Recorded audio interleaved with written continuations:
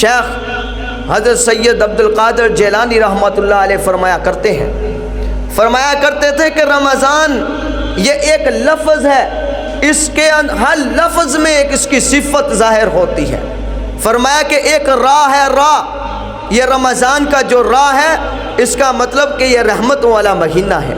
اس کا جو میم ہے وہ اس طرف اشارہ کرتا ہے کہ رمضان مغفرت کا مہینہ ہے۔ اس کا ضاد فرمایا کہ وہ جنت کی ضمانت کی طرف اشارہ کرتا ہے۔ اس کا الف وہ انس اور محبت کو پیدا کرنے کی طرف اشارہ کرتا ہے۔ اس کا نون وہ نورانیت کی طرف اشارہ کرتا ہے کہ اگر تم رمضان کے اندر رحمت چاہتے ہو، اگر تم رمضان کے مہینے میں مغفرت چاہتے ہو، اگر تم رمضان کے مہینے میں جنت کی ضمانت چاہتے ہو، اگر تم رمضان کے مہینے میں انس اور محبت چاہتے ہو، اگر تم رمضان کے مہینے کی نورانیت چاہتے ہو،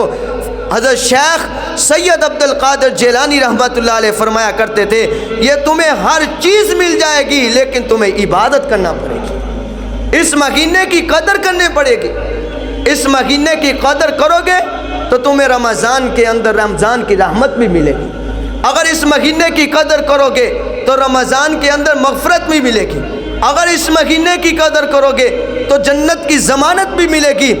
انس اور محبت بھی ملے گی، اور رمضان المبارک کی نورانیت بھی ملے گی۔